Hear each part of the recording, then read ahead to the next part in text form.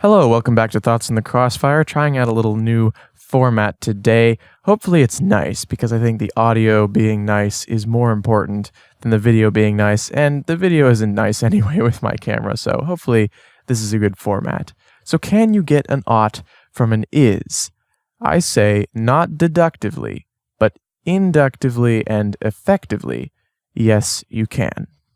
David Hume is famous in large part for his separating the ought from the is, the descriptive from the prescriptive. Hume's is-ought distinction is often referred to as Hume's guillotine, as it swiftly separates any ought from any is. And some people object to this by saying that if you assume a reference frame or a goal, then oughts can be derived from ises. That is, you can make a deductive argument that someone ought to do action X in order to achieve outcome Y. The problem with this, of course, is that outcome Y must be justified, else the ought is fundamentally arbitrary. That's obviously an extremely brief summary of that whole argument, and there's a lot more to talk about there, but that's an overview that gets us to where I'm at, which is a quite different approach, and it's one that I may have stumbled upon originally through motivated reasoning, but one that I nevertheless find valid. Essentially, I make a wager, call it the wager of effective oughts. So I'm going to link the syllogistic tree for my wager in the description. The syllogistic tree meaning a syllogism where each of the premises have their own syllogism supporting them, and then each of the premises of those and I think there's 3 or 4 layers depending on which path you go down. But I will link that in the description so you can see the super solid argument. But the main syllogism goes like this. Premise 1. If we cannot be absolutely certain that oughts don't exist, we positively should act as though oughts exist. Premise 2. We cannot be absolutely certain that oughts don't exist. Conclusion. Therefore, we should act as though oughts exist. So as you can see, this is not a wager that oughts exist. This is a wager that we should act as though oughts exist, because essentially there is no risk if oughts don't exist. In other words, if oughts don't exist, it doesn't matter whether we act like they exist or not. But if oughts do exist, it matters whether we act like they do or not, and in that case, the better thing seems to be acting as though they exist. It's possible that it would actually be better, depending on what oughts really would be if they existed. It could be better to act as though oughts don't exist, even if they do, but that seems much less likely to me. So this is essentially the fundamental problem I see in statistical ethics, which is essentially treating ethics probabilistically, where you say, I cannot be confident in whichever particular ethical system is correct, so I am going to try to statistically fulfill all possible ethical systems maximally. In other words, if there's something that doesn't really do much in System A and it does a lot in System B, you should really consider the implications of System B, even if System A is a little bit more likely to be true. Now, as I said at the beginning, this is not a deductive argument with an ought in its conclusion. This is an inductive argument with an effective ought in its conclusion. So it's not nearly as much as, say, actually breaking the ought is barrier, but I think instead of being chopped at the neck, perhaps I'm just getting a haircut. If you've seen my video called The Meaning of Life, Objective Morality, you'll know that this is the wager I start out with. That video is essentially a 2-part argument. The first part, I argue why we should assume oughts exist. The second part, I argue what the implications of that are. And I just want to solidify further that first part in this video.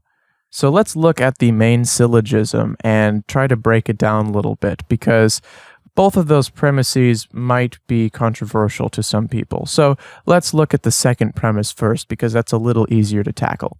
We cannot be absolutely certain that oughts don't exist. And this stems from the fact that we cannot be absolutely certain about anything. And the kind of syllogistic tree form of this is quite extensive, but it's really not very hard to get conceptually. Basically, you can never prove that you are not deluded at every level, including your logic and reasoning. And because you can't prove that you are not deluded at every level, you can't actually prove anything. And so you certainly can't prove absolute certainty of oughts not existing. Now, I think I should clarify what exactly I mean by ought in this context. What I mean by ought is a real ought, an objective ought, not a subjective ought. If oughts could be subjective, then different oughts could apply to exactly the same situation, and that actually breaks the law of non-contradiction, and perhaps the law of identity. And this is moral relativism or subjective morality, which aren't exactly the same thing, but moral relativism is a part of subjective morality. And those are not in themselves contradictory, but they do contradict moral realism. In other words, oughts actually existing. Now, if you go back to that idea of a goal-oriented ought, yes, that ought exists, but you need to have the goal. And if the goal is unjustified, as in the goal is arbitrary, then the ought doesn't really exist. Now, you might say, you don't really know that anything exists, and I would absolutely agree with you. We cannot be certain about anything, even some of the things that a lot of people tout as absolute certainties, such as, I think, therefore I am, from Descartes. I don't even agree with that as something you can be absolutely certain about, because again, you could be deluded about logic itself, and that opens the possibility for literally anything to be wrong.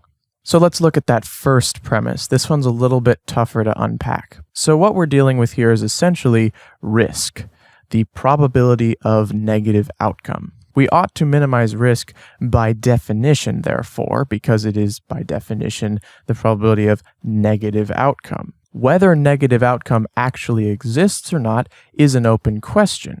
But this is what this wager tackles. So this is a little bit of a mini syllogism that supports premise 1 of the main syllogism. Premise A. There is less risk in acting as though oughts exist than acting as though they do not, if oughts do exist. Premise B. Acting as though oughts exist or acting as though they do not exist are both riskless if oughts do not exist.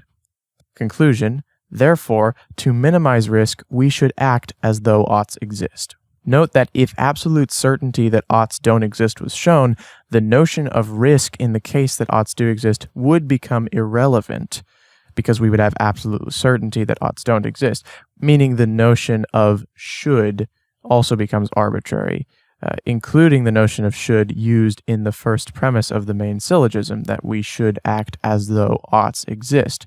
Should and ought are essentially synonyms, but if we were absolutely certain, then there would be no positive should value in order to minimize risk, because the risk would be 0.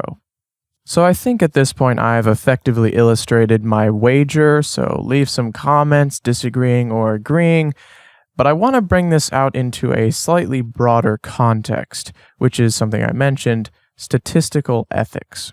Statistical ethics is something that I've been thinking about a lot lately, and the fundamental principle is essentially that you multiply the value of an action in an ethical system by the probability that that ethical system is true, and then you add that up for all the different ethical systems. And if the value is negative, you shouldn't do the action. If the value is positive, you should. And if it's 0, it doesn't matter either way. And so the fundamental problem I see in statistical ethics is the one that I'm demonstrating here. Should we even assume that oughts exist? And by extension, should we assume ethics exists?